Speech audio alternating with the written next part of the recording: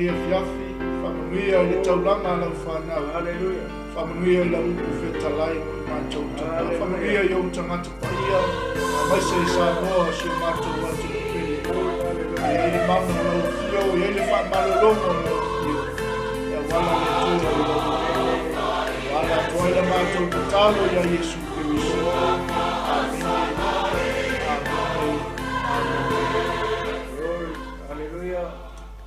Hallelujah. Ia, i ele tua nei vai ma le Afiafi e toi o whalofa atu i le tātou Aiga, le o tātou iai i le tātou taulanga Afiafi mo oe malo Aiga. Ia, mo le atu le nganga whaaftaitele, ia ona o le tamawhaifi au, sunga le whawhengainga ia whiwalesi, ia ona o le sotai mai foi, ona o nisi o tuatungia, le maalofia ia ua le mwhai ona whatau uina ai mai Samoa, ia i tātou ofisa tuitonu i Samoa. Ia le ua pasi mai nei i tātou o unanga, ia ua lava le whawawina o tātou taulanga Afiafi mo oe malo Aiga. Ese le tāu o taimi ma o oe malo Aiga. Ia ua lava le tātou whainga taulanga i le li, pe on tātou whalongo i upol pese, ia tātou whaaftaia le atua, e ala i le tātou taulanga Afiafi, e ala i lau viinga, e ala i lau pesi, ia malau whaaftai i le tua, whaaftai fo i le li, ia ona o le tamai ale tinu, pai fai ona maas e lua atu nei waenga le Afiafi. Ia wale whawawina o le tātou o unanga, ia mo le tātou polgalame i tu solo, ia o le taulanga Afiafi mo oe malo Aiga. Le ase mea le lei, ia o le ai whaalongo ai le upo le atua le Afiafi, fai maoso, le o tātou iai le o ngā tono le newa yaso. Ia whai maoso, wā foi le whai ungo le newa yaso. Ia maso ungo le tātou sa malinga. Ia whatalo whātu le tātou Aiga i lunga o penga te whailangi. Au na tofi a le tua mo tofa le tua. Ia maise o Samoa au mai o na au si o i o nei. Ma te whatalo whātu. Ia i le swafa, le li o Aiga. Le li o le file ngu, ia o Yesu Kiriso o lona swafa. Taulanga Afiafi mo e mlo Aiga, ia mafuta mai ai le nei Afiafi, ia wa lava le upu whawina le atua, whatalo whatu foi tamai ale tinu. Ia tunatu whai newa noa wale, sau noanga, ia le afunga mai o sui tātou o tunu. Ia, le ai. Wale anga whaftai o no nea wanoa, le lei o mau ia e o mai ko i fasole po le tua ia le o ko ia nei sa mo ko ma papilo ia ia pa ia mal mamalo si ta to ia na onda to e pono fa pi e tu la fo i ta po inga la fo inga no pa ia le tua mo la tu por tua ia lei Afiafi ia malo fo i te talo ia mata po ia ia le nei foi o unanga ia manisi o tele o unanga ia o alo mata mapana o Samoa o lo papena o no ato ui o ina pere de upo ale tua ia ilea fati faite ulanga malea fati faite ulanga ia ilea i tu malei tu o nei lalangi ia o to afia ia mato nofo ato foi nei tu o lalangi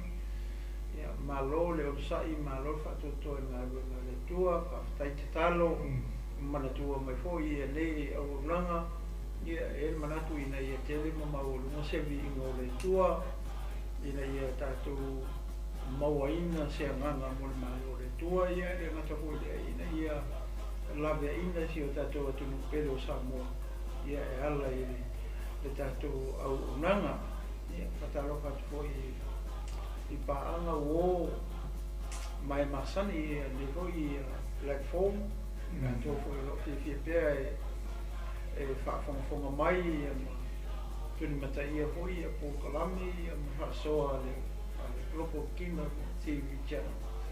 Ia idea taimi malea taimi. Ia le ngata ko ilea ia ainga wo ma ai masani. Ia masani tino ni ia fasili ia tino kiriso. Tato te re masani tino ni se tuo ia wa vela mesu ngati o tala lei. Ia o tato ali o Yesu kiriso. Ia wa ainga tato uso. Ta uso i ma tu afini tato. Ia ala le fatu tua. Ia fe se to e paso so atu le paso ni tu la le fiafi. Ia fa na fatu e foi fa fe lo e tu fa fe lo e tu ai. Ia le kale sia pele kiriso e kale sia faia tino kiriso le o fatu tua. Ia male au kirisiano. Ia nei itu la fiafi male au lo fata. Ia ia le ia matatu ai mai lungo penga te whailangi. Hallelujah. Good evening. Ia ta alofa lava ma lo fo ile soifu muia nei vainga le fiafi. Ia fe lava se mea lo e whafonga mai ai ma e whaolonga mai ai le upo le tua. Ia ma ua te alofa tele mo oe. Ia ta alofa atu le whatua i asu i tupe mailo. Whatua le sunga hawhe mai tala lei. Tai lava te ol whatua ia le tua nei fiafi. Ta alofa atu fo i siu tina ia mau Samoa. Urunga ono ia o le tina lea o lo mafuta mai Amerika. Oi ta alofa. Ia stasi feo tina ia a fine o le tua. Ia le tua. Wenga le li. O lo tatou ngālu ai. Ia sunga whewhiau ia Jack O'Brien. Whaftai mafuta mai. Sunga whawhiangaina. Ia whionga ia tupola. Malo le ngalue. Ta tonu nā lawa e te e olo alau mopu ngai kaini ia. Ia le tua. Ko anga e olo le mopu. Ia. Olo le kia kare Aleluia. Mai pele o whaiangi misa i ngā meke iai lea oi o stangata e whatupuina le leinga. Ia le tua. Whatalo whatoi tina ia te leni. Whanu, mai Amerika ia. Stasi fwoi leo tina lo ngalue leo nanga le water flows. Aloa, ngā lue mo le lini mo lona whananganu. Le tua. Aftai fwoi le mafuta mai ngai ngā le fiafi. Talo fatwa ia Teresa Manuele Fiol Esra Sua ia mese foi ia sunga i le lia au ia Titia Fausa Leone Tapuai aftai mafuta mai nei tula le fiafi ia le tua ia o nei foi tula le uli ia tau male o tau tulangi o tau ngā lue mai ai ia le tua nefef paule miso i la tau wau o toi vai ia e whamonia mai le tua e se le tāu o le taimini nei o le Taulaga Afiafi mo oe malo ainga. E te saunia ai le Taulaga whaafetai. E te tapena ai lau ainga. E te toi whamanatu ai lau whanau. E te taitaia ai lau whanau i le taiala na tātou tutupu. O tō soifua mai ai. Isi o tātou atu no pele o Samo. Ke milangi Samo nisi a ainga o iai pe i taimi o tapo inga Afiafi ia. E se le tāu o taimi le pe o i le si taimi e toi nofo le i lalo le atali i ma le whine a ea o maita mamali tina. Amen. E a wala i upo le tua. Tāu o tele ia whaifo le ua mo le wanoa e te whafonga mai ai lungo o tatu o nana. Ia ono le ua totonia le sunga whawhengainga ia fiu. Ia whatanga mai fo i maua ia wase taulanga mo tātou nei Afiafi, tātou whai taulanga i le li. Ia e ala i le upo le tua. Ia e whamalose i tātou umalawa. Ia walawa le tātou ngā lue ai. Ia i tono ainga mai ka le sia ai whaasilisili ai le malo le tua. Tātou whalau te leina. Aleluia. Aleluia. Amen. Ia, tuna atu le tamai a le tinu, ia, e fo se si maenga fia sau noa iai. Ia, ma a matai lota ko kalame nia fiafu. Ia, tai basa. Basa, atonu e rito eise, leo umanu ta patalo fafo i ni. Pa ia o Samoa, ia maise ia le au kisiano ni fiafi. Ia le li. Ia e manatu, ia ole ata o saolo i ta porkalame ni fiafi. Le Samoa na ua e sila ane le i le tusi. O le salamo mua. Ia o le tusi lea na o le ono a ia ona veses. E umama whaitau atua. Ia nau e sisila ni ia o nai. O le ingoa lea o le kolkalame sunga whawhengainga ia lea mate mulimulita ia ona o le ua le whai ona pa au mai ia le tagata o le tua ono nisi koi o tutuongia le kalisia ne fiafi. Ia e fiafia lau o le winga lava lea o le ngaluenga le tua. O le ngalu e whatasi ia matau soa ia le atola au o le tua.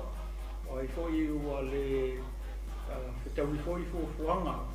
Ia lea e foi ia nisi o roho avanoa ia e la atu te avea foi lea pitola au o le atola au o le tua. E alai whatai foi i le auana le tua ono lea manoa mātango fiewa. E hari fu ka maua ia le lea manoa i le o le manoa le whamai a ko inga o le wawha au. Ia o le ama whaitau atua ia le tusi. Ia ona tatou whasoa i loa lea. Amen. Ia e le o ia se ato toa ia maua. Kako uma. O le ase mea le apsosoani mai lea nganga pa ia i le tusi lea. Ia o le matawhiwhia hoi lea e tuwha atu. Whasoa atu se mea sosoani. O le a whaino mai lea nganga pa ia maua. Ia. E le manatu. Ia o tatou le tino ke wisi. Amen. E whalongolongo hoi mai whafonga mai lewe. Ia tonu e se hoi se isi mea o le a whamawia. Toi lea nganga pa ia o le tue lau loto. I le whasoa ina o nei hoi pui a salamu mua lea. Ia o le salamu a tawita. Lea tari o iese. Nā o tō si le fia umai ia le tama lea. O le tama hoi lea tausi a inga. Tangata sa ia whaia le whatu a inga. Ia o le tama. Ia o le wi ia lea o le whanau o le tamalo. E se hoi le ata lea mai e i. Ia pe hoi a tatou moa o le unu matua. Ia e kau kako o le li o a inga. O ia na te vaia ia mea tō tino le a inga o ia pito te tama. Ia e pūlea mea uma. Kai pe ele o a mea. Ia wa ai tama lea. Ia e leo se tama matu o le wi. Ia e ese ale au wala na tā pena e lea tua mō le nei hoi. Tangata i ngoe ia tā vita. E no nofo uma o na uso mātua e ko ongo i o le whale ma. Ma maka ki vi e whai Facebook. Ia ala e whero rua i ale. O ia le ui i le wao. Ma whi awe i solo le lafo a Sion Tamam. Le lafo ngā moe ma e tausi mai le a inga. Ia le ka whaole au makua. Ia ma whai e la le lana taleni nena mai e le tu. Whero rua i ama momolang ki kala yuka i o mea lai ma vai. Ia ma pese. O le tangata e masani mo le pese i le tua. O le tangata vivi. Amen. O le tangata vivi, tangata le o Tawita. Le anga o le winga le o le ingoa, o le tupunga o le tamane. Yuta. Na whanau no yuta whamai loa lea. E vivi ia e loto. I le tua. Onga o wai. O le ngara kamare. Lo winga la o yuta lenga whanau mai tame. O tangata vivi. O tangata poko whaiwi inga i le tu. E whapenga whanange fiafi. Taulaga fiafi, longo winga e kaukele a vea misi mea i le tu. E ka pe o le whenga inga tua i a olo le fiafi o sautangata malanga mamoe. O le ale mea sau e o si e taulaga a ve taulaga i le tu. Ia le ke mingi o ngako i. Pe o ngā awa o mele whionga pa i a le tu. Ia le tanu te o mai marea. Taulaga o vi inga. Taulaga o le roto whaafitai. Ia e tatu te avela i le tu. Le ala ma fai tau atu atu si ona ma fa so atu ai lo i foi puia na le ono foi amen ya ora ma fai tau atu foi puia ono ia na ma ta to ele ole ma fa so le ya ki male na haro ia basta amu ia le tangata e le samwali i le filifilinga e a mioleanga e le tu foi o ia i le ala o e sala e le no ko i le no o e tau e mu aena unau o ia i le tula fono a Yehova e mafau fau foi o ia i le lana tula fono i le au a toa ma le pō o ia foi e whapei o le la au o tuto i tawhatafa ane o waitafi e a mai ona fua i ona lawa tau e le to ulu foi i ona lau e manu ia foi mea uma na te whaia e le whapea o e a mioneama ai me o aputi o saito i la tou ua le lea i le matani o le mea lea e le tutu ai o ia mioleanga i le whamasinonga e le tutu fo i tangata na sala i le whapototonga o ea mitonu a wawo sila fia e Iowa le ala o ea mitonu a e whano lava le ala o ea mioleanga ia i e le toa ia lewa e whalongolongo i i upo le salamo le po upo le pese le lea sabi vi i ia tawita i le atua i le salamo le wai skama i mani ongo a fwai upo a tatou wawa ai i fwai upo i e ono o le fwai upo mua i le fwai upo e tolu e ese tangata la tau tala i o le foi upu e whae le foi upu e ono e se foi la ris kangakari kaukala i e a tangia mai na i le salamo o le po le pese le po a ta vita i le tua e lua la to inga tangata le tonui e lua tangata le kongui le whamakala mai i le pese le o le tangata e ami o tonu mare tangata nga sala e lua ala i tu ai ngā tangata o le mahangaia i ar whainga o le salamo ai wa ai e le tangata mua o lai wha amu ia mai e le whai salamo amu ia le tangata e lea e le kupe le savari pe le ngofu Hallelujah. Le mangingo le. Ki toi vai tau atu. Amu ia le tangata e le savali i le filifilinga. Praise the Lord. Ke longa soifua nei male oranga ne to soifua e foi maola. O le soifuanga ea e fai e la filifilinga. Le ala filifilinga e te faia. Inga ia e mangui ai ma e maua la tangata mua le whame o tangata ami o tonu o le aia la whiwhiringa i ke whai whawhiwhenga ko inga whiwhiringa i ke whai i lau soifua masa maa ua hoi ora le anga rua tangata le kaukala i sana tangata le whamai amu ia le tangata e le savani i le whiwhiringa ai ai a mio lenga o lo winga le tangata lea lewa ia le whiwhiria ia le ala o tangata a mio lenga e savani ai e le manga o ai amen praise the Lord fai le leila whiwhiringa fai fa leila whiwhiringa va ai la whiwhiringa po sao va ai le leile ala nai te naua e whiwhiria ki savali e po sao le ala ngai ke ui e mai savali mai e ola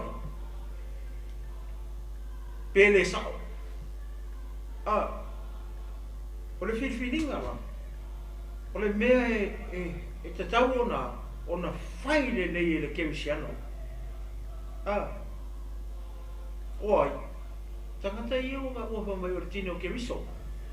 Le ua ka ua mai o e ua taria Iesu. E avea maali I mawhaaola I lautou seufua. Ia maso ma ua hoi ola. Koe kilo le lei. I lau whiwhiringa le whai. Ko sao. Ko mangkua po I osua. Ma whaile mu. Nau o sa ungi e. Ua liga e osua le mu. E osua. I nā whili ia o tou. I le aso ngei. Po o ai ko ke au au mai e. A o au malo wa inga. Ma ko ke au au mai le atua. Whape I mai lau whiwhiringa I nei Afiafi. Ia mane nei fo I wai taimi mane nei tausanga o tatou sāwaria. O le o tako o lea. O le afo tausanga le o tako I apas. Amen. Ko e kilo le. Ko e wawa ai le. Ko o sao le ala nga o e whiwhiria. E ke savani e ngai kausanga. O le ala o e amio tonu. O le ala o e amio leanga. Leanga e lua ala. E lua ala le tautala e le whiompa ia le tua. O le ala e kau aku I whea. O le ala e kau aku mangu ia. Ma le ala e kau aku I whea. I le mara ia. Fili le lei koe kilo le lei. Ka kou keu siano. O le kau ke pepese ma ala langa I so uma. O ka kou o whaola inga. O tātou o tangata o wataria I so.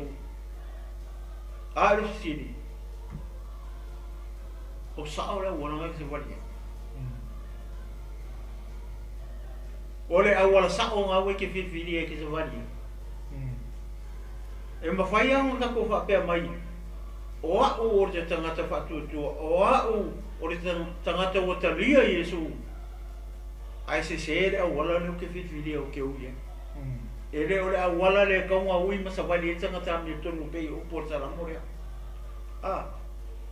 O le wha mai le whai salam.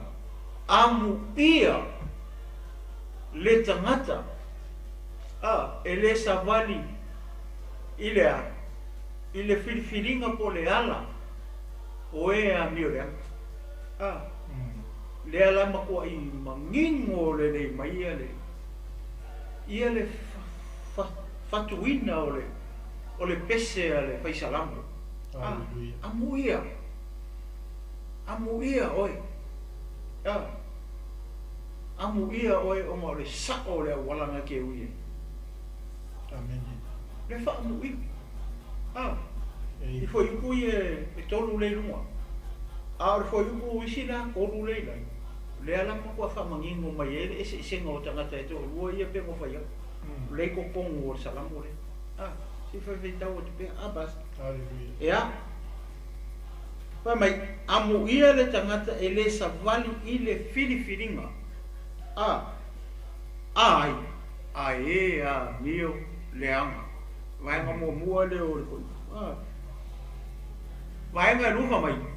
E le tu foi o ia I le ala o e anga sala. O lale o kule o mai. O le kuai. O kuai I le ala le. O le wha mei lunga. O le savali I le whiwhiringa a e a mio leanga. O laike savali e hoi le ala le. A le wha mei mai anga foi. E le tu foi. O lo minga. E le kakau nga e savali I le ala le. E le kakau foi nga e kuai le ala le. Ai se a. Leanga o le ala o e a mio leanga. E le kakau foi nga e kuai. Leanga ya. Leanga o le ui kang sala. Le o mai fa se fai tau le. O le ala. E le tu foi o ia I le ala o e anga sala. Walua. Para o risco mai. E le no foi I le no foa o e tau em. Kasi foi upu. ai kolu mele kau kala mai kolu mea o mea tu ahare ka makala mai pa sala mo na pese de kele lo po la fuck your pese de ka mi ka apa po la fucking o fuck ye ka upu o maka tio ya ngamo ka ko ke sian ea o inga ilo ku soifua au ngai le tua ia mama o fu inga ia ka ko mala la mele ka ko mala la ile ala le male mo fo le awangi ka ko sava vari awangi o ka ko mo fo awangi o ka ko filifili ala ngai fai mo la filifili onga e uile e lo e lei vi ia tua e ke ola ina wala nga e lo e ke manguia ia ka nga u ima samari mai ku fa pe ki sila fia e fango o ka ko e le kaulang ka ko wi le ala ma ka ko ku ai i le wala le nga ka wa kun malai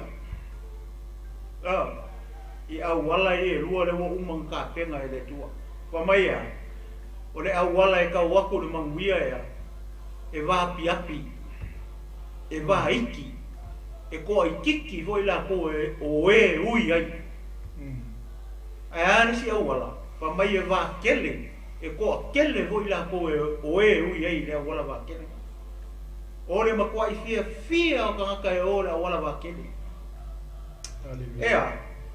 wa ko ina ngai o makari e nga makala ngo ai nga ai ui le wala vai ki uso e ke kokolo e nga o la nga vai ki haleluya e ke kauma fai inga ia o le tipiko ai ya la nga vai ki e ke halu fa ka fa le skami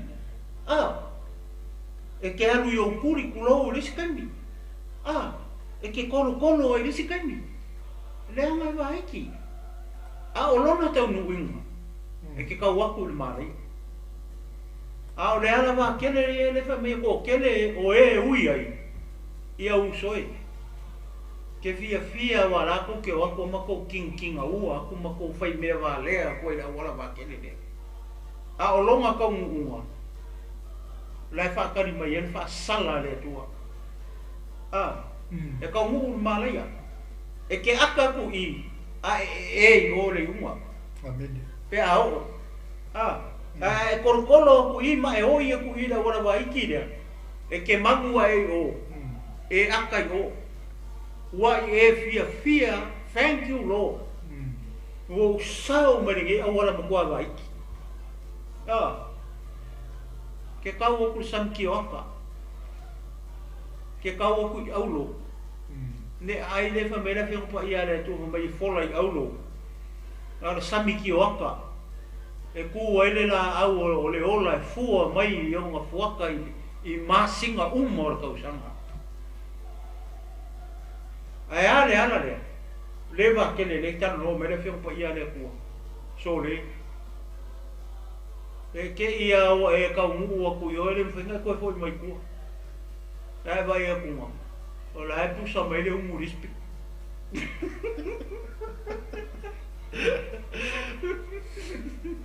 ke fiu no ka fi sola ese tu le idea la ko mai pa ko e ko le mala io de ala ma ku ai mangingo mai i foi pu mo la fa mai amu ia le ke usiano amu ia le tangata fa tua amu ia le ka ri ma le fingi o le tua amu ia le tino ke wiso o ila ko ele o filifili la ele ala le ala le ka fa mkala ku le vala le ala va kele ma le ala vai fai o le ke i le ala vai se kulo nge yo fiafi kolo ai be nga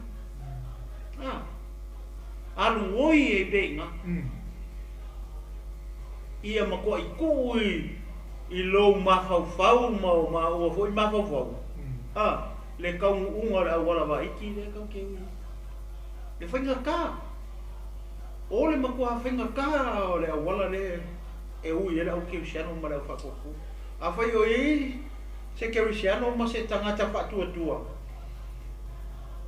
e a fo le fia ui le awala wa iki le ia o ngā lufa i lola ia o le taulanga Afiafi o e kura wa aipo sa o le awala nga keu wa aipo sao le awala ngai ke kuai wa aipo sao ngofo ngai ke ngofo ai le me ngofo ai ka wem ke lo ke mi ngi nga ko ye ko ke le o ka wem mai ia ngai ngale o poko a ko va le o makua ke pa pole fo o ke pa pole fo mako fo le mau amene o ke ma fo ko kanaka la o le mea ko por ke mingi uka ko ye ko akele o ka wemu fa mai fo ye e ala ko ri ngai ko ale van ka ko e fio mai su ai ngai le ko e fio mai au alu wa e ko kiris alu ko e vo ki ko pole le uka ko mala pe akuai mai le fio mai su ia pe akuai foi ia le sikianga ho ke papole kala ka ia le fa amu ia mai fai salamo le fa amu ia mai a oi fa amu ia mai tino ke iso fa amu ia mai au ke siano mai au fa kokua hallelujah amu ia oi praise the Lord le ala me ka ke pole ia pas leo a maka ko pe foi pure kas are o ko pe foringa mai o marka pu kala me pure kas ia le tua esele au le lu po le tua to ni Afiafi taulanga Afiafi mo e mo Aiga ko lua me ia tala noa mai ile fionga le tua matato amen savali tu nofu o iolo atangia mai ate tatu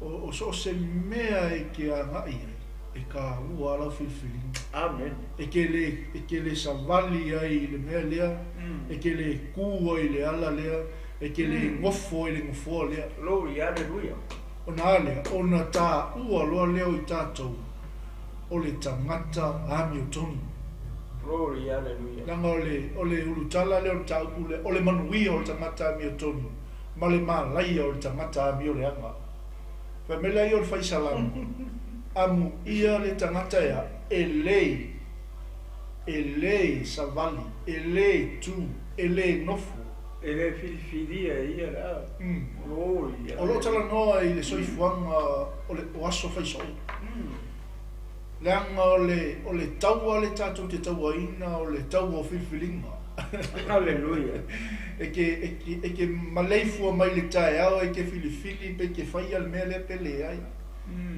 e ke alu e ke fai ngaluenga e ke filifili pe ke ku le ala e le kakaunga e ku ai e ole ke me ka e lau break ke filifili pe ke ngofo le ngofo e le kaunga e ngofo ai amen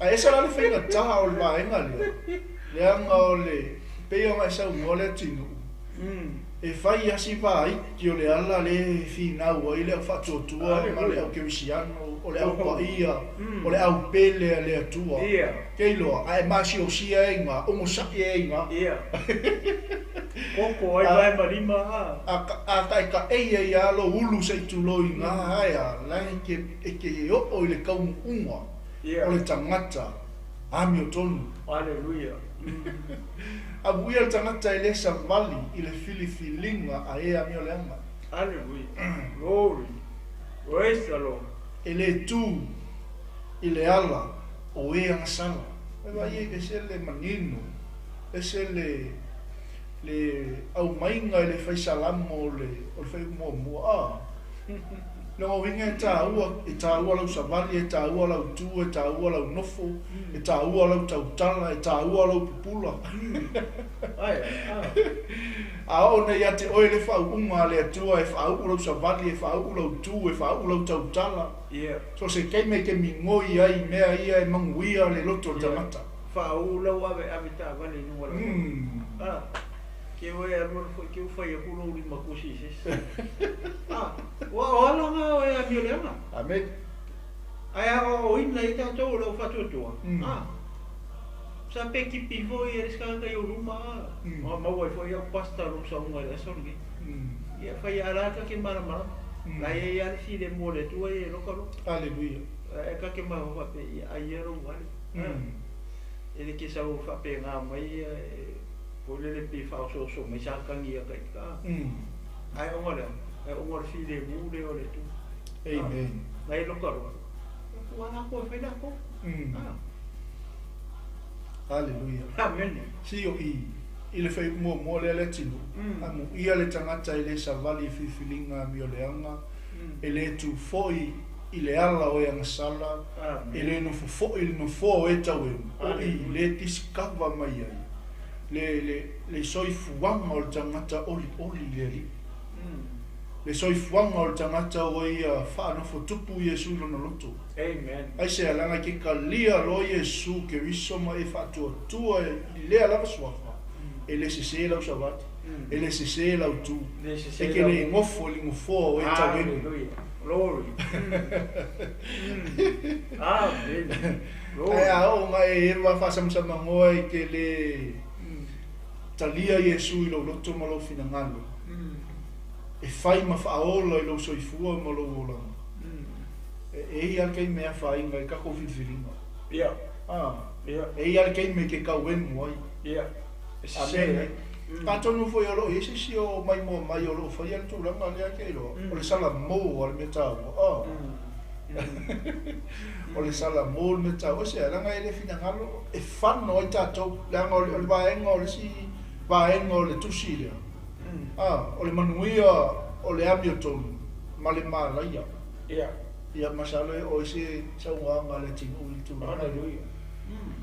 Ai le kaunga, e le ka kaunga o ka kou i le vaenga le aisea. Pe a ka kou whatamala.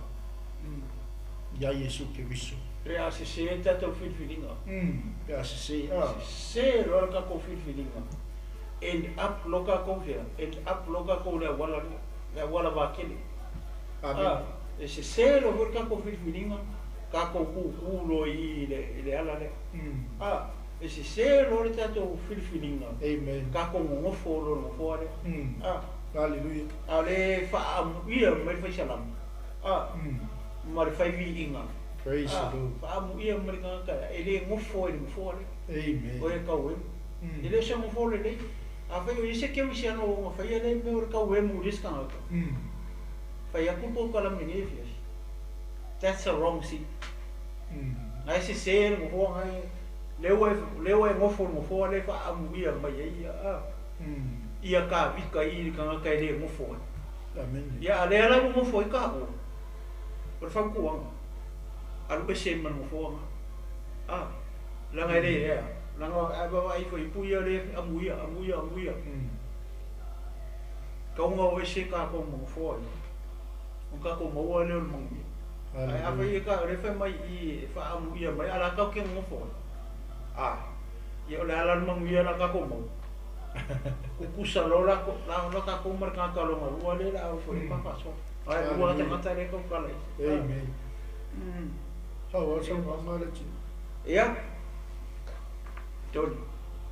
Kasi a fo i puaria ai kau e eva ka ua. Ia. Pai mai lola ia. Ai nau o ia i le tu la fono a Jehova. E mafau foi o ia i lana tu la fono i le ao a toa malepo. Noe vai le mai. I le kangakare a le whaamuia mai whai mua. Kangakare o sao langa whiwhiringa. O le ku, o le savani, o le ngofo.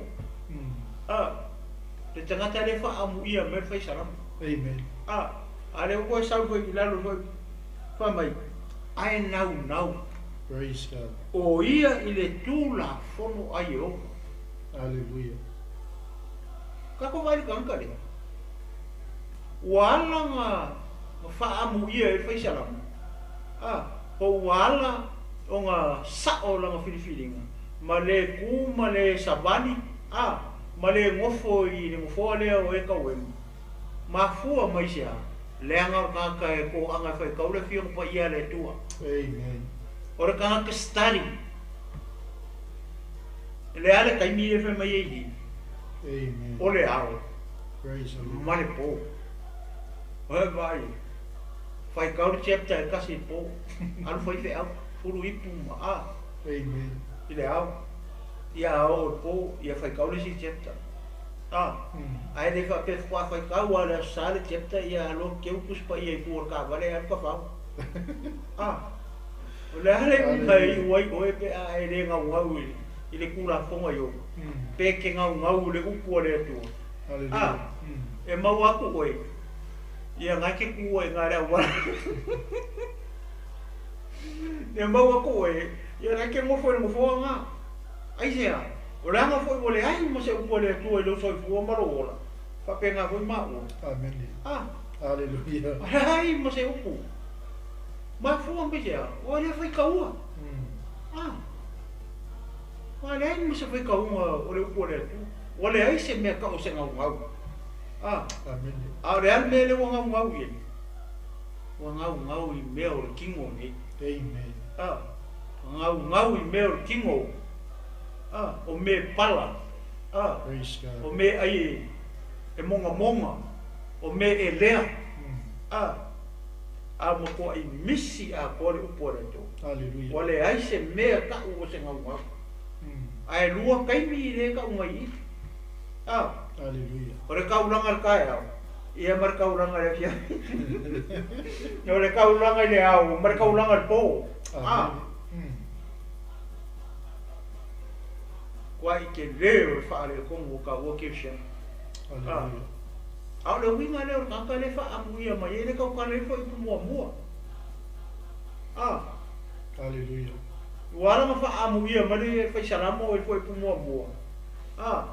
Ma e fa ilo sa ora fifilinga. Wa e le sabani e o e le ku o e le ngofoi. Le nga o e ora ka fa ka kuspa ia. O e ora ka le ke kausi kula fonga. Ale kua. Le upu le tua. Ile arkai. Ile nga le sa. Aso uma. Le ao marco. Le nga kele nga o tato ke usiano. Ole pu ke usiano pe nga se lepo ole le va pia oi. E se wa ia le fa pe ka ai mongi. Ale lo it's fake. Hallelujah. Yeah. E ve ka o bas. Yeah. E mafa foi o ia I lana tula fono I le ao a toa marepo. Saulola ia marefo I pumul fai mai. O ia foi e whaapei o le la au. Nan mero whakusa I tangata rea. O le whakusa pei o le la au. Ai mo le tua rieve. Ke lo mo ka ko whakoanga le tua. Fa fenga I loa o le la au. O le la au le kokongo le e loa I o fua. E loa le la au I o ma fua. O le fisili. O fua lo ora. O fua. Pe mko ile ia mas fua. A fai o le fua lo soi fua. Fale nganga malo mele te ye. Ai kilo la ia. Pe sa o la me ngai ku wai. Pe according to this sentence. O le la au fele fua. E ko koi kafa ange o mai kafe. A fai la fua lo soi fua ma malo maola. Olo winga. E sa ola me re ku. A fai ele fua. Olo winga. Ele o kafa na vai kafe ngai ku.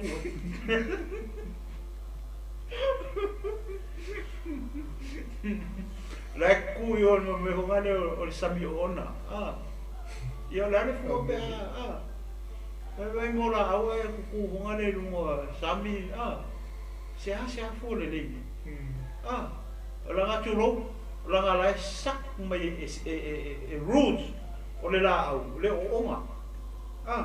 Sau le lunga. Ia le ana fua le la fua. Ai vai nei, mai. O ia foi e whaapei ole la au. O ile kaukala ye. Kaukala kakale whaamu ia mai. Le o ku le o ngofo le o savani I.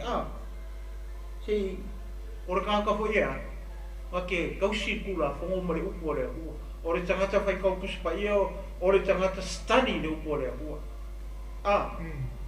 Ale la usau foi pura. Le ufa kusa rola o la. A ke kilo mene ku o la. O mai. O ia foi e fa pe o le la au o te toi tafa ane o vai tafe. E fua mai ona fua I ona lava tau. E leto uru foi ona lau. E manu ia foi mea uma na te whaia. Vai la au. Vai le mene kupu lau le pea. Pe a sao me kua. O mai ia. E fua. E fua mai le kausa. A whai o le sama e fua e fua le sama. A whai o le winter e fua le winter. Mea ngā kau o le misa. O le si mea le mai. E le to ulu foi ona lau. Wow. Ai se a. Le anga sa o me le ku ai. O le ku ka whakawhara vai kafe.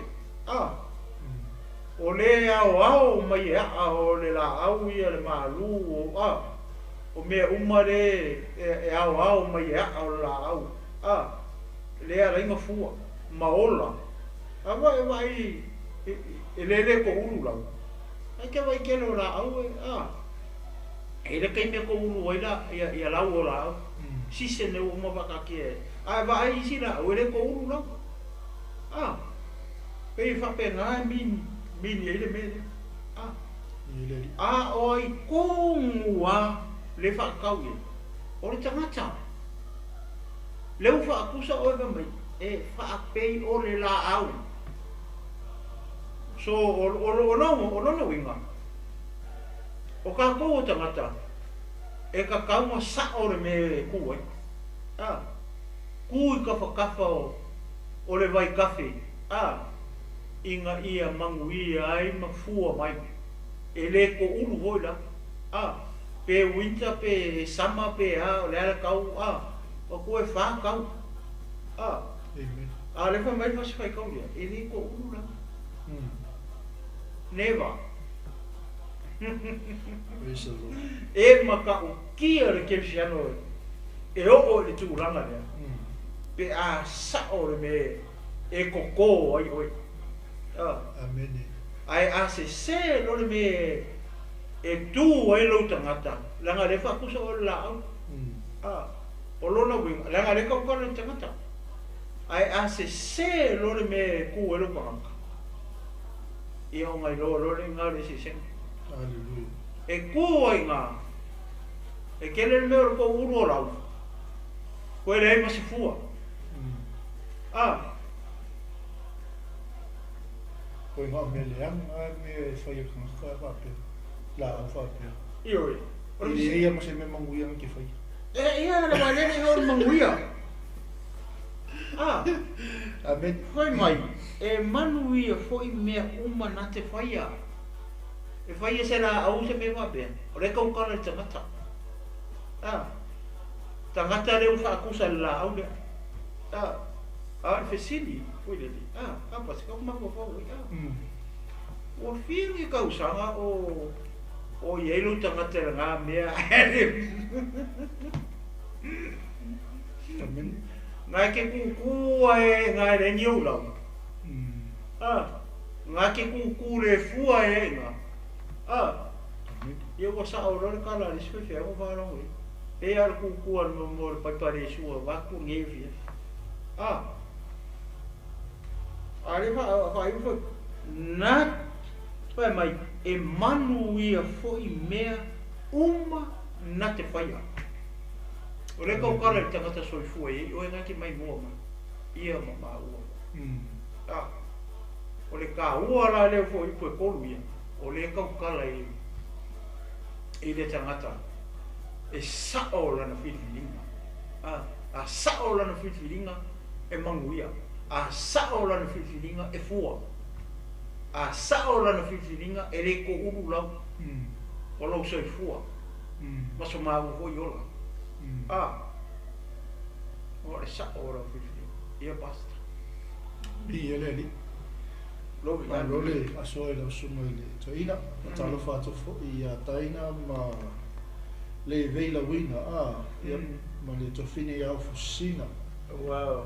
Ia ma le sumo le ia o ia o tineru ma futa me Australia. Oi karo fai tineru via tua. Tai sunga fo ia apu fo matu ma lo la le ma ke rita solofa ia molitalo e pati misi ia le ri ia maniso i lato le maua tu vai ta ua te le me le ua fata oto me foi salamo mutato sa mo taulanga Afiafi mo e molo wainga amen ko siaki lau sabali siaki lau tu siaki le ngofo nga ke ngofo ai amen ai vai le ai fe me ala fionga le to me ai now ai now o ia i le tula fonu a Iova e mafau foi o ia i lana tula fonu i le au a toma le po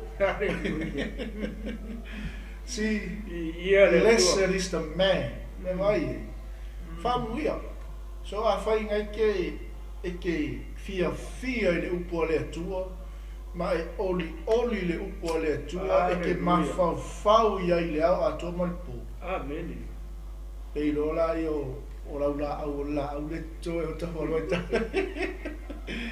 pe lole o la au o se la au e o fanga ia i manu felelei amen amen i ele li ai sea le anga le la au o lo o sa o le mea o lo tu tau nai amen e fua mai foi la ona fua i ona lava tau e le to ulu ona lau ai manu ia mea o manke faia amen e se le manga ia o le tu fa le manga o le mele o kako ia i le tino o le tisaia o le tangata e vai ele fakusanga e le faisalamo po le tustala o le tangata e nau i le upo le tu fakusa le o ka ko le tangata le kokoi fea le kokoi o ka fo le vai o le vai o le aka o le nganga pa ia le ngake fa nga ia si o le fa unga fa na lo longa mea uma ke manga o mia le tamau a inga le oli pa ia o le atua o mea lofa le nganga pa ia o mea lofa tangata le atua so se mea ke manga oi amen lea e fa so mai ele nganga pa ia o le atua pe sa o le me ki ku oi ia sa o le me to ai lo tangata tafa o le vai e foi le o ki fa mala le mea ku ko oi amen fai o le fale na o to ina oi fa ma o ni ai nga ai sea le anga ngai fa fanga ai oi nga ele nganga pa ia ia o le vai ola ngai nga kafe nga ngai fa fanga ai oi o ngai lolo la e tangata e lolo i fu ele va pe lo ele la aole le ngau kuku mai le fu ia pe o maki le fa ku e Yesu amen ese le ta o le vai le mo le tangata nau i le tula fono Iova ma mafau ia i le awa tō ma le po e pio le family faisala so se mea e ke whaia manu ia loto tangata amen so se mea e ke whaia e ola So se mea ke whaia e manguia. Manguia. Ah. Hallelujah. So se mea e ke kaukala ai. So se mea e sa vali e iau wai. So se mea tango e iau lima. So se mea tautala e ilo mutu e manguia. E kafe mai le ola ia te oi. Langa o le whawhanga mai oi le vai lea. E ata o le nganga pa ia o le atua. Sa moa. Ai nau o ia le tula funo i oma. E mawhau si. E se le tāu o le mea le. Ai. Filiau ua mea i o ngā luenga pe wadiange se pā o le o lau pālu. E ke mawhau. I le upu o le atua. I le ao a toa ma le pō. Auangi e whakamala le avangole uka kua mau le upu o le atua. Ai sea. Le anga o le keimi e le mawhai e ia o ma koe awe se inga le oli lea mai tātou. So se mea e ke whai e manguia. Me foi le mawhai i tangata pēr o ma whaahea o e le atua. Ma si itia o e le atua. Ma manguia me ke whai. Langa o le sa o le mele ke kua, sa o le mele ko kua oi. Sa o la filifilinga o le sa vali filifilinga e a mio leanga. E o le me tu e manuia. Manuia e atana tangata. E o le skara kani ke kini. Sa la ko le fa causa pisenta ota. Era pu musika i gai. I fale voi ele. Usala pekere al kokom. Ya ga wa lue al ba ga yo musika ya. Ni ele ni pe sa kai kanga ko taulanga Afiafi mo e molo Aiga sa moa glory hallelujah amuia le tangata e le savali fifilinga e mio le hallelujah glory muia tangata e le tu le ala o yang sala muia tangata e le nofo e le nofo o e tawenu amen ai nau o ia tu la fono yoga e mafau ia i le ao a hallelujah a fai ngā ke whakamala nei kai. Fai lea kako ke whakamala ke mingi. E le mawhai o ngā pepelo le upua le atua. E leo se tangata le atua e tala pepelo ai. Langa i loa tātou i lea, e le fua. E le whapea o le koko ai fua, lako fua mai kuawa. E le whape koko ange o le esi se kuloa e fua mai e leo whai. Ai lako roi whape masela au rongo ngai lorea. E se se mea na e koa. Ai makua mamao a mare au wai nia kau kaleni e whai salam. Skoi ngā la au le ia kai peo mea leo se ka whakai ngai. Ia peo laenga ko ia le whai o ala kungara kau mai fuor ko amen o kwale le kusa mare ai fa pe e kure fa i ka foi e ke na kwa ia olo se afa ai se ala le fa su o ko le vai o wa a foi o le fa le ai e ko le ki a ko ia mineral ma me mai au ko le vai fita le fa Saka Valentino le vai a ku. Hallelujah. Ya ke le yo nga ka fale nga le ka ka le fetsa lang. Ia le li. Amen. Taulanga Afiafi mo e molo Aiga. Sa mo le tunu pele. Ai manga e manguia me ke faia. Ia totolo tangata. I tafa o vai tafi. Amen. Pe totolo tangata I fele. Upu ale atua. Nanga o le vai ola le. Le tafe mai to tono o lo tangata. Hallelujah. Tono o lau la au. Ke vai e pai manga e manguia me ke whaia. E ale me ke manga oi. E manguia. E manguia. Se se lo lau fifilinga se me te tu oi se se le ngofoi ke ngofoi. Ia ngā mea mali pele. Ia mangele anga me ke whaia. Le ai na mas manguia. Anga malaya. Amen. Ia le li. Ya, tamit ta. Ya. Te ai umanga foi pu ia le. La nga lua tangata le ka kala ye le kumui. Ia le kala le. Lua tangata ye fa ka we ye salam wa fa salam. Ya nga muta to uma. Praise the Lord. Dia fa longola o le la tala no mai la fa salam o diskanga. Le wa uma tangata mo mo. Mo tangata manuia. Dengan dia maka amu ia. Leo umur foi pe kono mai or kanga. Or kanga emang ia menga ke faya. Ya di sini dah muka ko. O mang ia menga ke faya. Apa yang mang ia ya apa yang so popo. Ai apa ye leo mang ia. Ya, fai la yo la fui filinga kau le fia filingi marbongi. E kusta mala fa longo le kufa kuma o le pore tu. Hallelujah. Se au mo ka ku. Mo ka ku uma. E au ma ko ya ma u. Hallelujah. Ya, ko i pula e fa. Sai mai. E lefa a pea o e a mio leanga. Ai pe o aputi o saito i la tu. Ua le lea ile matangi. Ore mako i kau sa o mai a. Koe whanongo le ia sa mo se koe vai kau. E le wha pea o e a mio leanga. Ai pei o aputi o saito o i la tou. Ua le lea ile matangi. Amen. Ue wa aila e le mere wha kusa i kankare. Le kankare wha me o takata a mio leanga. Sole. Koe mai a, e pei o apuki o saito i la tou ua le lea ile matangi. Amen. E le ngara kasi skanga ka re kau kala mai i. Le kau mai i. Wha mai. Wha mai, e le wha pe o e a mio leanga, ai pei o apuki o saito i la tou. It's plural.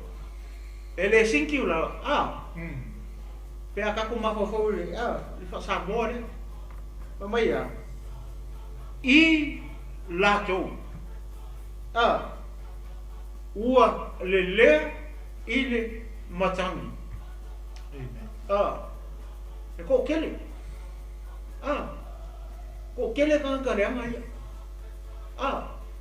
o le me le wala inga lea. O ngora si seo le awala ne ui e. Awala wa kele. Pe aka ko koe fo i e runga fo i mua mua. O se an mea nau wha kusa me pe o puki o saiko wale lea. O ngora si seo la ko whiwhiringa. Amen. O leisi mea, o ngā ua sawa wari na e le ana ne. O leisi vai, o ngā ua kuku o ina i kolu. O ngā orengo ngofo re i mene. Lea lau wha akusa mai e whaipure wha mai. E pei o aputi o saito i lato. E reo kau karas ka ko kasi. Ko kele la ka hanka ia reo mention mai. Amen. Ili e whaspai kaula. Wha mai a ua le lea i le matangi. Kalo fai. Se kara whangongo. Pea kako wawa ai e le whainga e le whai salamu, le whakunga le whai salamu, o le salamu rea. Pe o ngā mawha asoa. Mawha asoa koe lua koe ngā ngakare i. A leo sau whaspai kaule. O i lato. Amen. Pela le akare i. Ko kene ka. Pai poe lima. O le mea lea. E tutu ai o e a mio leanga i le wha masinonga. Tutu o e a mio leanga i le wha masinonga. Ai wha whekanga ka mio le leima kanga ka mio tonu. O whe kuku ai. E reo kaua mai i. Po wheo kuku ai kanga ka mio kongu kanga ka mio le leima kanga ka ma saola ko whiwhiringa. Ka ka ia sa ngau ngau le whionga pa ia marakula fonga le tue le au a ko man po. E leo ka ua mai. Pa ua ka ngaka ia le whamakara mai. O ta ngata a mio leanga. Wha mai, o le mea lea, e le tutu ai o e a mio leanga i le oi o e lea ai o e a mio leanga. O le mea lea e le tutu ai o e a mio leanga i le wha masinonga. E le tutu foi tangata na sala i le wha poto potonga o e a mio tonu. Rani me le fa makala mai fo ikure. Pe o le o ka mai mo fo ngai ru. E kuku ai ka mi ko. Ia makala ia masana. Pe o le fa makala le mai I le fo ikure. Le ngai Afiafi. Ia fai o le filinga. Fai ko yo ngai ke si le fio ngai e sao le mea ngai ke ye o le kua a tangata mi o tonu ngai ke a fio ai mai ngofo ai mai kua ai me sa mari ia sa po sa paki le pa malosi e mo ka ko Mei. le ye o le ala pa mai e le tu foi tangata na sala I le fa potopotonga o e a mi o aspesso ai I era mo foanga mo e a mi to pero vinga le o fe a fe o le ke I le saite ia vi I le o se upu foi le fa malo si mai mo ka ko langa le na maka mai lunga ia fa amu ia le o mai le lo ia pe o mafai e se la tangata le pia mai le ko foi puleo mo le fa o mai le ia salamo o tavi mai aua o si la fia e Jehova le ala o e a mi tolu ai fano lava le ala o e a mio le ama vai le ko fai o le ala que tino no ia si la fia le lei a Jehova le tua le ala o e a mio tolu ma le ala o e a mio le le Afiafi na nge fa pea kuai ya sa fa malosi ya ke oi pea fa yo mai mo mai fa fongo me le Afiafi nge I le Taulaga Afiafi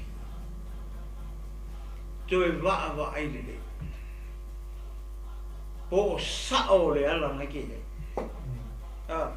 po le ala o e a mi tonu po le ala o e a mi le fa malosi ko I le kalesia ke riso le tino o ke riso le au fa ko ma au ke siano I le ngi Afiafi o fea le ala na ke o fea le ala le ngai te fo lau ai mai savali ai mai ku ai mai ngofo ia pe se fa malosi ia la tu ina tu le avanoa muli le sunga ia pa fai mai sona fina le ngare o mo ta manu ia tu le ngore tu ia ni ve fa tai o sta lo ia le tu fa malo tu tatu ainga ni Afiafi Taulaga Afiafi mo e malo ainga ele lo Afiafi ni amen ele lo abanol ni haleluya e toi fa fo ai le lo maftanga maletu e toi fa fo ai le lo maftanga mai Yesu Kristo eu uma manino le fioma pa ia le tua mo tato o lo na sila fia le tu le ala o ia masala le ala o ia mio le lo na sila fia fo ia le tu le ala o ia mio tonu ala fifilinga ke mangui ai o la fifilinga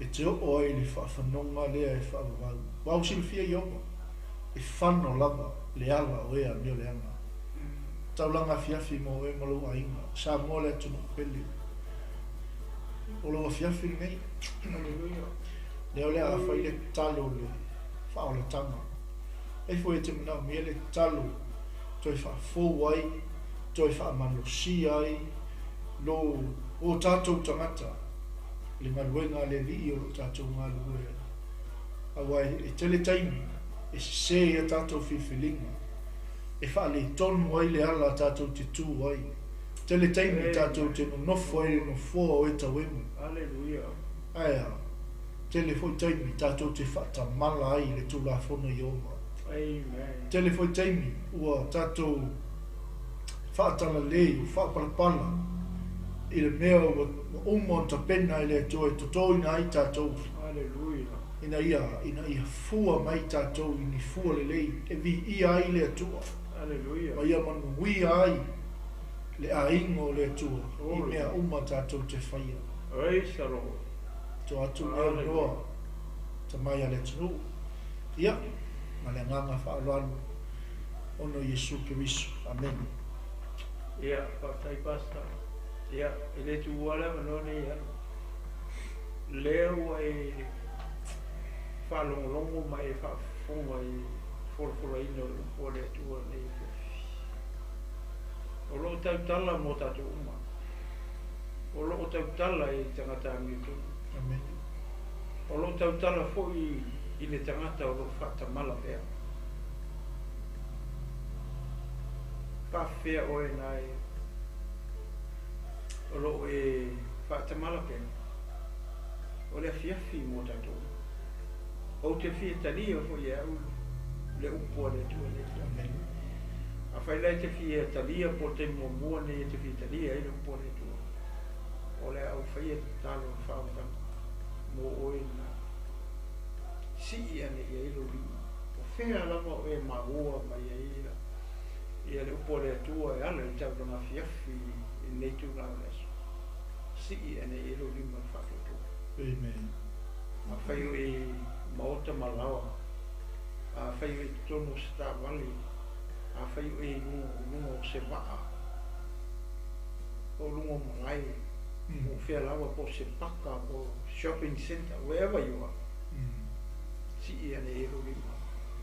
A whai te whita lia o pole tu e ni whewhi. O lau sau nise talo. Hallelujah. Whaakutai ta mā mola upu. Leo o whalongo iai le fiafi nei ta mā. O au o se tangata o loo se se la whilwhilinga. Leo o lo o au o tangata na sala. Ia o a fulitua mai le ala o loo ui ai. Le ala vatele, leo o whalongo mau i loa. O le ala leo te ui ai, e tau atu i le mana ia. Amen. Ae o le ala vaiti, o le ala leo te fia ui ai te mā. O te tau atu i le me. Manuia ma le ola e whaako ai. Hallelujah. Ta māo taria la upu nei fiafi o whalongo iai. O salamo ma o i loa, o aku o tangata na sala. Ta mā whaftai mo la upu. Hallelujah. O taria lo whetalai mai le fiafi nei. O ave la upu. Ina ia o wola i pia ia so uma o lo wola. Hallelujah. Anganga pa ia o talo fia maia. Ia whamatala. Manatu mai bea ia te au lau tau tinonga i le fiafi nei. Leo ofo i nga atu waila wola mo oi e so. Ia o tuma wai. Se ia o i le aso na e fola mai. E te toe a fio mai e si tia lau e ka le sia. Hallelujah. Ta mā o te fia iai i nā i le aso. Whaatai tele mo lau o ta mā. I nei a fiafi. O mā te talo ta mai le whaatua tua. Si ia tu ma lima i whatuatua i le whiawhi nei. Lau whamalolonga. I nei o mātou tangata o loo tau toria i tonu maota ngase. O maota foi malawa o mātou atua. Ia pai atu i ei lau whamalolonga. Ai mai se o i la tau nā ta mā po o le tina. Wale eise whamoe moe u whamai fo mai. Wale eise whamoe moe. Wale eise tonga whiti.